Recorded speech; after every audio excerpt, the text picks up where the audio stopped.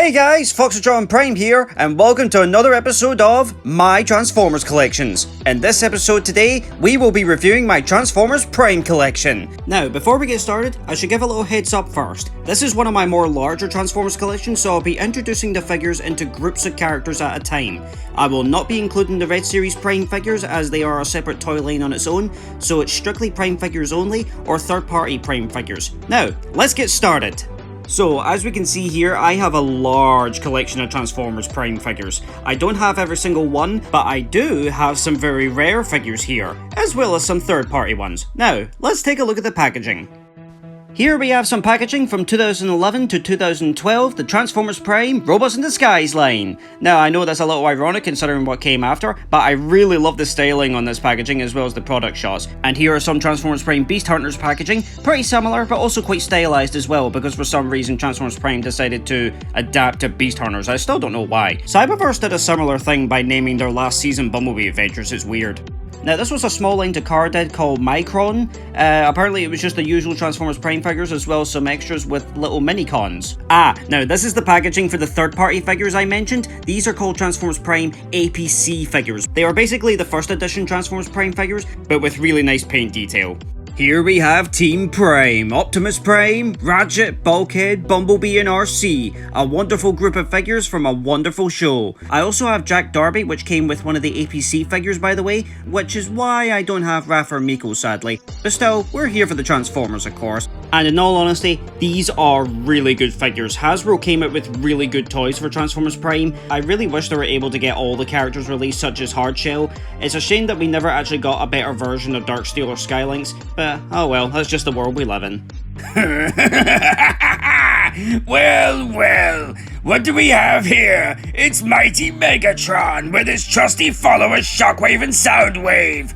Oh, yeah, and Starscream, the treacherous fool. Nevertheless, these are amazing figures. Look at me with my sword, I look amazing. And Starscream with his stupid face, I hate him so much. Soundwave, however, looks creepy as heck with those tentacles. What is going on there? And look at me with the Dark Star Saber, I look beautiful.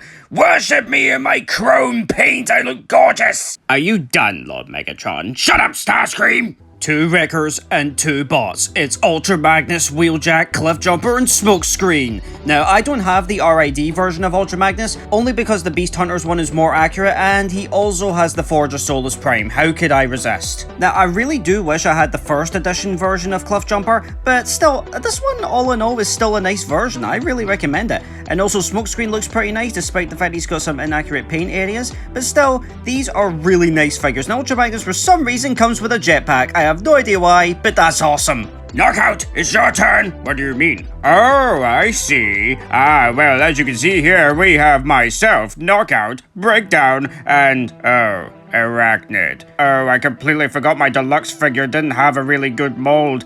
But still, at least Breakdown looks really nice. And Arachnid, well, clearly I'm not the one who got the short end of the stick here. But still, these are good figures. At least the Red Series did my robot mode justice. And APC definitely did Arachnid justice. Go and check it out. Here we have some Beast Hunters variants. We've got version 2 of Optimus Prime, Smokescreen, and Bumblebee. Now, Bumblebee and Smokescreen are not official versions from Hasbro. I customized them myself. I've got some reviews of them on my Toys and Reviews playlist. Go and check them out. I really worked really hard on Smokescreen and Bumblebee, really trying to make them look the way they did in the show, and I think I did a good job. And Optimus, that head sculpt needs work. Totally not because Hasbro wanted to sell repaints. We have Skyquake and Dreadwing. They're both exactly the same figure, but with different guns, despite the fact these guns suffer from the scourge of 2011, mech tech. Thank goodness they're not around anymore. But still, these figures are awesome. I really like them. Even if I did have to spend a lot of money just to buy them on eBay. They're easily killable. It's Kevin, Gary, and Steve, also known as the Viacons. The Jet Viacons were Takara exclusives, except for the purple one because I got him with Breakdown from the 10th anniversary pack. Considering the price tag on even one of these guys, I would not recommend troop building with them, because honestly, if you even try, you'll go bankrupt within a week. They're back from extinction. It's SKYLINX, DARKSTEEL, and King of the Predakons, PREDAKING! Now, my Predaking is a custom painted figure. I also have a review of him on my playlist, go and check it out. SKYLINX unfortunately looks nothing like the way he did from Predacon's Rising. DARKSTEEL's fine despite the colour palette and the head sculpt, but still, I don't complain, they're good figures nonetheless. Especially when you've got Predaking over here with his wings out. I mean, look at that. That is a king right there. Now, these are some figures with no faction. It's Nemesis Prime, UNICRON, and THUNDERTRON. Now, THUNDERTRON is an Autobot apparently, but the only problem is, I have no idea which kind. I mean, he's not a wrecker. I mean, look at the symbol. I have no idea what this symbol is. I mean, does anyone know? Comment down below if you know. UNICRON also has a unique symbol. Pretty cool, I must say. Plus, he's also a TAKARA exclusive, I might add, so he's gonna be pretty pricey. But I got him way back like 10 years ago.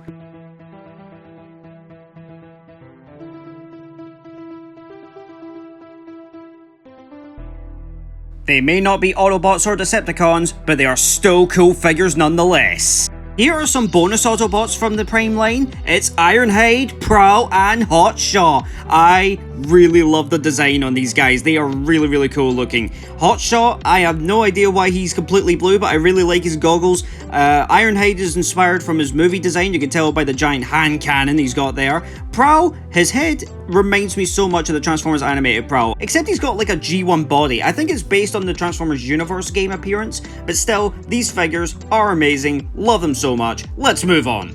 We've got two more Stunticons, it's WILDRIDER and DEADEND. And of course, a bot who shouldn't even be a deluxe class, but he is. It's time to crumble with Rumble! I have no clue why Rumble is a deluxe class, but I don't care because he looks awesome. WILDRIDER and DEADEND may be just straight up repaints of WheelJab, but I don't care because they look really nice. I love DEADEND's paint job. He looks all crazy. I love it.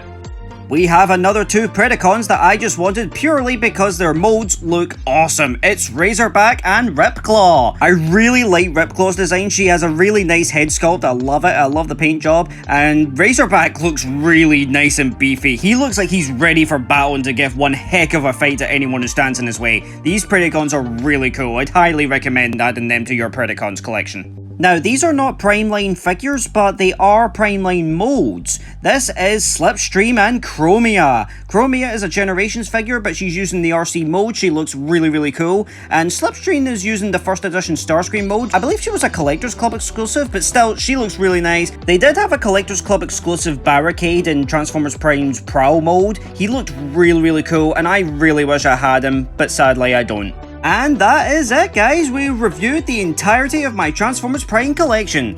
We've had a total of 16 Decepticons, 17 Autobots, 5 Predacons, and 2 solo factions. That is a grand total of 40 figures. My goodness, that is a big collection. But, bizarrely enough, not my biggest. I'm not joking, it's not my biggest collection, but I have had a fun time looking back at this collection. I have forgotten how many rare figures I have and how amazing these figures are. They still hold up really well. Some are still a bit janky, such as Knockout for example, and Arachnid especially, but a lot of them are just really good. Optimus and Megatron are my absolute favourites out of this collection. Shockwave, Soundwave, forget about it. They are perfect. I'm really glad Transformers Prime's been getting a lot of love in recent years, such as the Red Series figures and the Legacy line. I know the Legacy figures aren't as good as the Prime counterparts, but still, it's nice to know Transformers Prime hasn't been forgotten. And that is it, guys. That's the end of the video. I hope you've enjoyed it. I know I have. Next time, I'll be reviewing my Transformers Leveltech collection, so be on the lookout for that. If you'd like to see more videos, click on some of these below. Follow me on Twitter, like and subscribe, And roll out!